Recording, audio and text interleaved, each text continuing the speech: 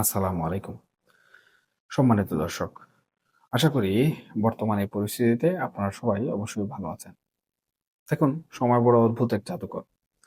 আর বাংলাদেশের রাজনীতির মাঠে এই জাদুকরের খেলা যেন সব সময়ই একটু বেশি রহস্যময়।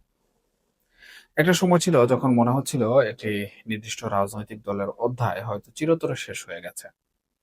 কিন্তু রাজনীতির খাতায় আসলে কোনো কিছুই কখনো চূড়ান্ত নয়। আপনারা নিশ্চয়ই বিভিন্নভাবে খেয়াল করেছেন। বাতাসে এখন নতুন এক গুঞ্জন উঠছে। আর সেই গুঞ্জনের কেন্দ্রবিন্দুতে রয়েছে আসছে মার্চ মাস এবং আওয়ামী লীগের সম্ভাব্য ঘুরে দাঁড়ানোর চেষ্টা। আজ আমরা কোনো বইয়ের পাতা থেকে নয়, বরং বাস্তবতার জমিনে দাঁড়িয়ে এই হিসাব নিকাশগুলো একটু ভালো করে মিলিয়ে দেখার চেষ্টা করব। দেখুন, সামনেই মার্চ মাস। আমাদের জাতীয় ইতিহাসে এই মার্চ মাসটির গুরুত্ব কতখানি তার নতুন করে বলার কিছু নেই। ৭ই মার্চের ঐতিহাসিক ভাষণ, ১৭ই মার্চ বঙ্গবন্ধুর জন্মদিন, আর ২৬শে মার্চ আমাদের মহান স্বাধীনতা দিবস। আর এই আবেগঘন মাসটিকে যেন নিজেদের রাজনৈতিক পুনরুত্থানের একটা প্ল্যাটফর্ম হিসাবে বেছে নিতে চাইছে ব্যাকফুটে থাকা বর্তমান আওয়ামী লীগ। সম্প্রতি একটা খবর কিন্তু রাজনৈতিক মহলে বেশ আলোড়ন তুলেছে। আপনারাও জানেন, আমিও আলোচনা করেছি। খবরটা হলো, কলকাতায় অবস্থানরত আওয়ামী লীগের বেশ কয়েকজন শীর্ষ নেতা সম্প্রতি দিল্লিতে থাকা শেখ হাসিনার সাথে একটি ভার্চুয়াল বৈঠক করেছেন। শুধু তাই নয়, দলের তৃণমূল থেকে শুরু করে শীর্ষ পর্যায়ের নেতাকর্মীদের দেশে ফেরার প্রস্তুতি নেয়ারও একরকম নির্দেশ কিন্তু দেওয়া হয়েছে। এখন প্রশ্ন হচ্ছে, হঠাৎ করে কেন এই দেশে ফেরার তাগিদ? এখানে কিন্তু লুকিয়ে আছে রাজনীতির একটি গভীর মনস্তাত্ত্বিক খেলা। আওয়ামী লীগের নীতি নির্ধারকরা হয়তো বিশ্বাস করছেন যে তাদের নেতাকর্মীরা যদি দলে দলে দেশে ফেরে এবং বর্তমান বিএনপি সরকার যদি তাদের গণহারে গ্রেফতার করে কারাগারে পাঠায়, তবে সেটা আন্তর্জাতিক মহলে একটা নেতিবাচক বার্তা দেবে। একটা বড় ধরনের আন্তর্জাতিক চাপ তৈরি করার জন্য হয়তোবা এই ধরনের কৌশল আওয়ামী লীগ অবলম্বন করতে চাইছে। তবে এই আত্মবিশ্বাসের পেছনে আরেকটি বড় কারণ আছে বলে আমি মনে করি। আর সেটা হলো বর্তমান সরকারের প্রতি তাদের এক ধরনের অলিখিত আস্থা। আপনারা যদি একটু পেছনের দিকে তাকান, তাহলে দেখবেন প্রফেসর ইউনূসের নেতৃত্বাধীন সরকার যে পরিমাণ কঠোর অবস্থানে ছিল, বর্তমান বিএনপি সরকারের আচরণ কিন্তু ততটা আক্রমণাত্মক নয়। আওয়ামী লীগ হয়তো বর্তমান সময়ে বিশ্বাস করতে শুরু করেছে যে ইউনূস সরকারের আমলের সেই তীব্র রাজনৈতিক প্রতিহিংসার পথে বর্তমান এই বিএনপি সরকার আর হাঁটবে না। এরই মধ্যে দৃশ্যপটে হাজির হচ্ছেন আরেকজন গুরুত্বপূর্ণ ব্যক্তি, মার্কিন সহকারী পররাষ্ট্রমন্ত্রী পল কাপর।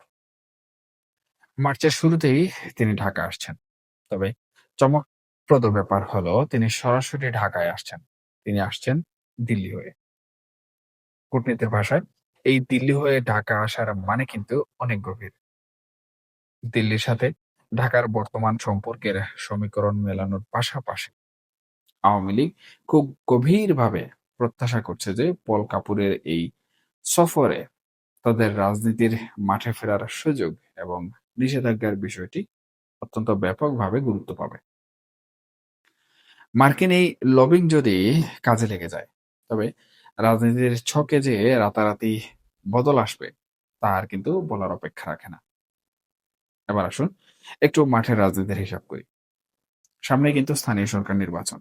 আর এই নির্বাচনকে ঘিরেই তৈরি হয়েছে এক অদ্ভুত রাজনৈতিক সমীকরণ। গত নির্বাচনে কিন্তু আমরা একটা নীরব বোঝাপড়া দেখেছি। আওয়ামী লীগের বিপুল সংখ্যক ভোটার, যারা কার্যত কোনোভাবে মাঠে নামতে পারেনি, তারা কিন্তু ভোট কেন্দ্রে গিয়ে নীরব সমর্থন জুগিয়েছে বিএনপিকে। এখানে উদ্দেশ্য কি ছিল? উদ্দেশ্য ছিল একটাই, অন্য কোনো তৃতীয় শক্তি বা জামায়াতের মতো দল যেন শক্ত অবস্থানে চলে না আসে। এই ভোটের হিসাবটা বিএনপিও কিন্তু খুব ভালো করে বুঝে। এখন আসন্ন স্থানীয় সরকারের নির্বাচনে আওয়ামী লীগ যদি অংশ নেওয়ার সুযোগ না পায়, তবে তাদের এই বিশাল ভোট ব্যাংক হয়তো মুখ ফিরিয়ে নেবে অথবা অন্য কোনো দিকে ধাবিত হবে। আর এমনটা হলে বিএনপির জন্য সেটা খুব একটা স্বস্তির কারণ হবে না। তাই রাজনৈতিক বিশ্লেষক হিসেবে আমার মনে হয় বিএনপিও হয়তো ভেতরে চাইবে বর্তমান সময়ে বা স্থানীয় নির্বাচনের আগে আওয়ামী লীগ মাঠে নামুক অথবা নির্বাচনে আসুক। কারণ মাঠে যদি আওয়ামী লীগ আর বিএনপির মধ্যে সরাসরি প্রতিদ্বন্দ্বিতা হয়, আর যেহেতু রাষ্ট্র ক্ষমতায় এখন বিএনপি আছে, সাধারণ মানুষ কিন্তু ক্ষমতাসীনদের দিকেই একটু বেশি ঝুঁকে থাকে স্থানীয় নির্বাচনে। এই সমীকরণে বিএনপি দিন শেষে লাভবান হবে।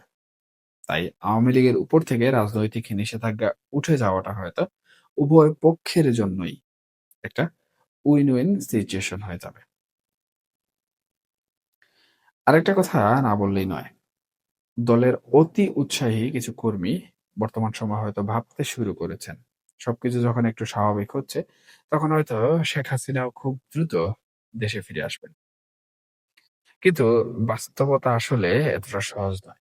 আবেগের বশবর্তী হয়ে অনেক কিছুই ভাবা যায়, কিন্তু বাস্তবতার রুক্ষ জমিনে দাঁড়িয়ে দেখলে বুঝতে পারবেন, যার মাথার উপর মৃত্যুদণ্ডের মতো একটা পরোয়ানা ঝুলছে, তার পক্ষে এই মুহূর্তে দেশে ফেরাটা কতটা অবাস্তব। রাজনীতির মাঠে আসলে অলৌকিক কিছুই ঘটে না। তাই এমন কোনো সম্ভাবনা এই মুহূর্তে কিন্তু আমি দেখছি না। তবে বিভিন্ন তথ্য সূত্রের ভিত্তিতে বিভিন্ন সময় বিভিন্ন খবর আমরা যেগুলো পাই সেগুলো কিন্তু আমাদেরকে প্রচার করতে হয়। এবং এরকমই একটি গুঞ্জন বলুন কিংবা খবর বলুন, সেটি কিন্তু আমিও প্রচার করেছি এবং বিভিন্ন অ্যাক্টিভিস্ট, বিভিন্ন ইউটিউবার যারা আছেন তারাও কিন্তু প্রচার করেছেন। তবে এখানে কেউ কিন্তু স্পষ্টভাবে বলেননি যে শেখ হাসিনা দেশে ফিরবেন। বরঞ্চ শেখ হাসিনা নেতাকর্মীদের দেশে ফেরার নির্দেশ দিয়েছেন। এখন দেখুন বর্তমান যে হিসাব নিকাশ দাঁড়িয়েছে, বর্তমান যে পরিস্থিতি দাঁড়িয়েছে, সেই পরিস্থিতিতে স্থানীয় সরকার নির্বাচনকে কেন্দ্র করে বিএনপি এবং আওয়ামী লীগের মধ্যে যে বিশ্লেষণটি এখন কাজ করছে, সেটি যদি সম্পূর্ণভাবে কার্যকর হয়ে যায়, তাহলে আমি মনে করছি মার্চের মধ্যেই আওয়ামী লীগ পুরোদমে মাঠে নেমে যাবে।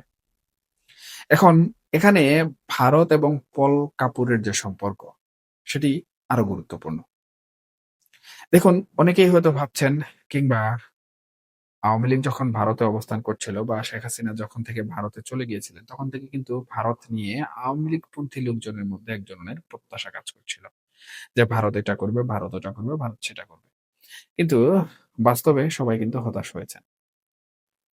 এবং আমি আমার প্রতিটি পর্যবেক্ষণে ১ম থেকেই কিন্তু বলে আসছিলাম যে রাজনীতি কিন্তু রাতারাতি হয় না। রাজনীতি অত্যন্ত স্লো পয়জনের মতো কাজ করে। দেখুন এতদিন ধরে কিন্তু আওয়ামী লীগের মাঠে ফেরার বিষয়ে কোন ধরনের সুরগুম ছিল না। বরঞ্চ সবাই চিন্তিত ছিল যে আওয়ামী লীগ আদৌ কবে মাঠে নামতে পারবে। তাদের নিষেধাজ্ঞা নিয়েও কিন্তু সবাই চিন্তিত ছিল। কিন্তু এখন দেখুন বর্তমান সময়ে বাস্তবতা হচ্ছে তাদের নিষেধাজ্ঞা নিয়েও কিন্তু পজিটিভ দিক দেখা যাচ্ছে। আবার তাদের মাঠে নামার বিষয়টি নিয়েও কিন্তু সুখবর আসা শুরু হয়েছে। সুতরাং পল কাপুর ভারতে এসে বিএনপির সাথে ভারতের সম্পর্কটা কিরকম হবে এবং আওয়ামী লীগের সাথে বিএনপির সম্পর্কটা কিভাবে হবে, আবার একই সাথে আওয়ামী লীগ বাংলাদেশের রাজনীতিতে কিভাবে ফিরবে, সেই বিষয়ে পল কাপুর দিল্লি হয়ে বাংলাদেশে এসে বিএনপির সাথে এই বিষয়গুলো নিয়ে বিস্তারিতভাবে আলোচনা করবেন। এবং এরপরই আসলে রাজনৈতিক যে বাস্তবতা রয়েছে, সেই বাস্তবতাটুকু আমাদের সামনে আসবে। এবং আওয়ামী লীগের রাজনীতিতে ফেরা, আওয়ামী লীগের স্থানীয় সরকার নির্বাচনে অংশগ্রহণ করা কিংবা বিএনপির স্থানীয় সরকার নির্বাচনে সংখ্যাগরিষ্ঠতা নিয়ে এগিয়ে যাওয়া। এই সম্পূর্ণ হিসাব নিকাশ কিন্তু তখনই সম্পূর্ণভাবে বোঝা যাবে। সুতরাং ততক্ষণ পর্যন্ত আমাদের অবশ্যই অপেক্ষা করতে হবে। এর ভিতরে হয়তো আরো অনেক কিছুই ঘটতে পারে। যাই ঘটুক না কেন, আমরা অবশ্যই আপনাদের জানানোর চেষ্টা করব। এখনকার মতো এ পর্যন্তই। সবাই ভালো থাকুন, সুস্থ থাকুন এবং অবশ্যই নিরাপদে থাকবেন। আল্লাহ হাফেজ।